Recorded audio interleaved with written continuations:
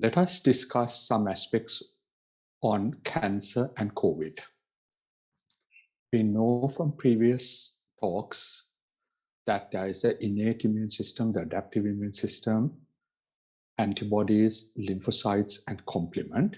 And when the immune system gets dysregulated or does not function properly or in a normal way, one can get autoimmunity, allergy, and cancer. And cancer is where the immune system fails to get rid of the cancerous cell.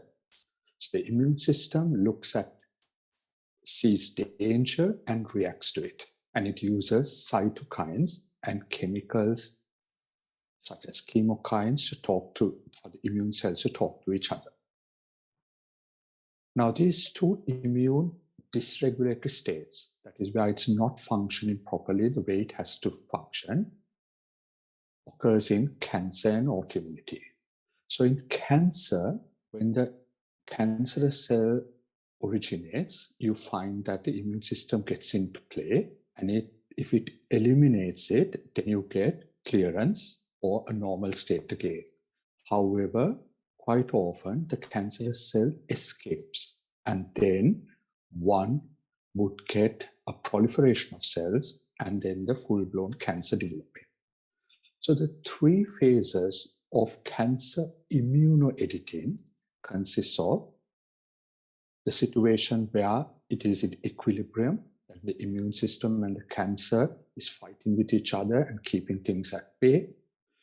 The situation where there's tumor immunity, the immune system works properly and gets rid of the tumor. And the last one is tumor progression, where the tumor overtakes the immune system and grows and then spreads from place to place.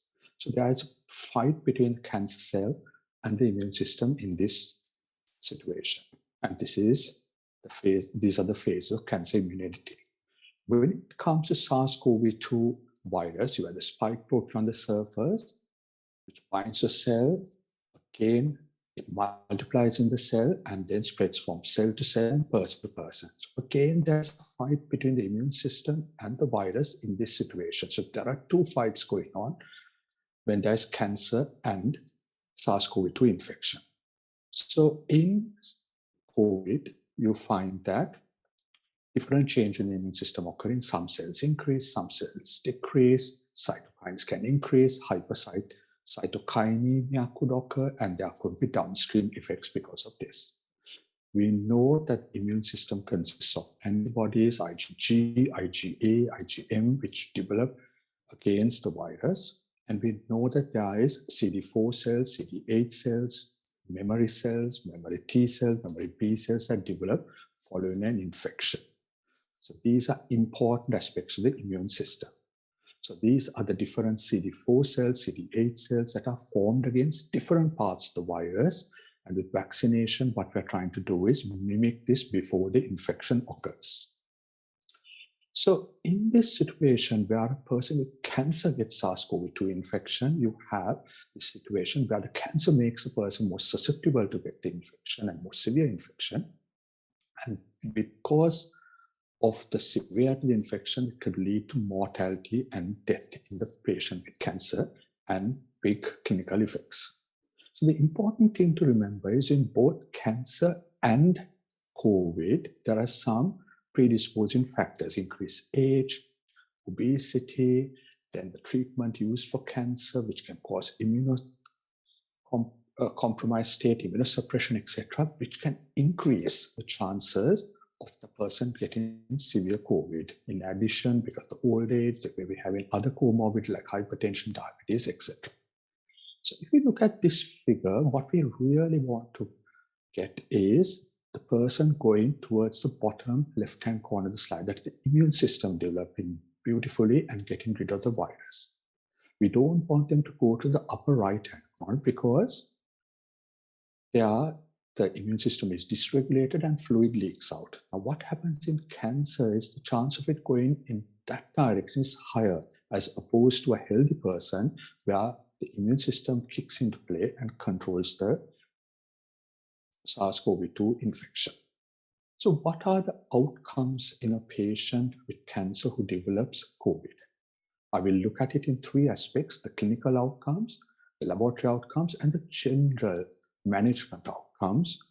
So if you look at the outcomes, adult patients with blood cancers who developed COVID-19 had a 34% risk of death. That is a very, very high risk of death. The pediatric patient had a low risk of death, and the risk of death was higher in blood cancers as opposed to solid organ cancers. Patients more than 60 years had a significantly higher risk of death. So we know that cancer is one risk factor for severe COVID. These are the other studies that have come up which showed the clinical impact of COVID-19 on patients with cancer. And many of these studies showed that blood cancers and solid cancers had an effect on the severity of COVID, but blood cancers had a very much worse effect than the solid organ cancers. If we look at transplantation that is done in some patients, you have two types of transplants: autologous transplants and allogenic. Autologous from the person's own cells and allogenic from another. And in both these instances, in stem cell transplants, bone marrow transplant, you find that the mortality or death was increased in this group, so they were at high risk. Next, that was a clinical angle. Next, we'll look at some laboratory findings. When they looked at patients with cancer, there was who got COVID, there was a high rate of seroconversion. That is, they developed antibodies against the virus.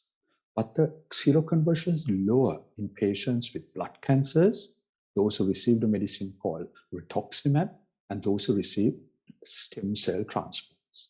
So there was a differential rate of seroconversion in different cancer patient groups. That is an important aspect to remember.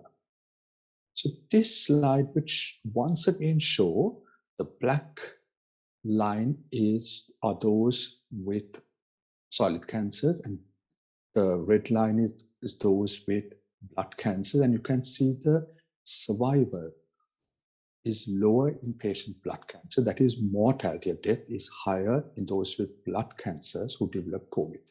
There was an impairment of the antibodies that are formed, and that is shown in the red dots, which are lower in patient cancer than in the purple dots.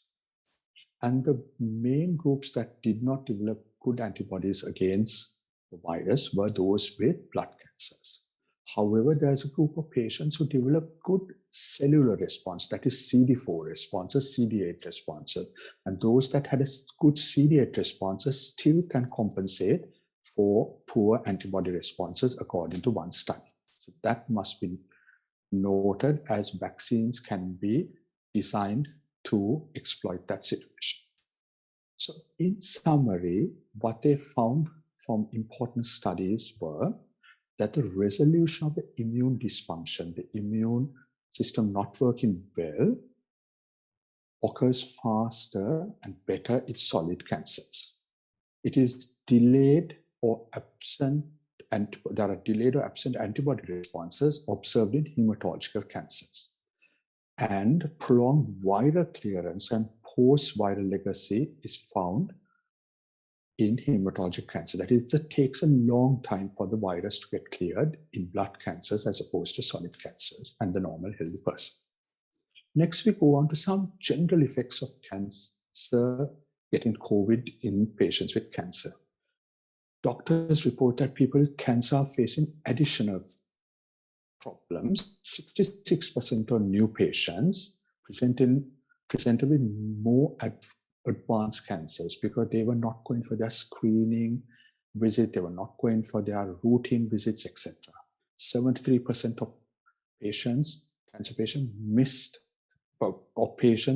their cancer screening because of the pandemic, and 66% of patients had their treatment interrupted. Now, this is a troubling trend, and this has to be reversed, because if you keep cancer without being diagnosed or treated appropriately at the appropriate time, the outcome is worse, and it has a worse prognosis.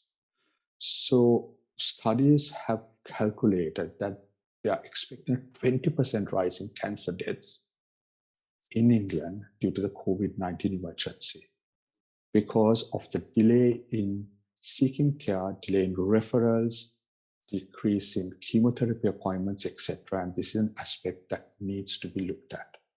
So in summary, COVID-19 in cancer patients is a significant issue from a clinical angle, from a laboratory test angle, and from a general angle where people do not go for their appropriate care or for their screening tests. Blood cancers are worse than solid cancers, and this is an area we must focus and correct the downside effects. How do you prevent this? Vaccines are essential. They may need to be given at a shorter gap.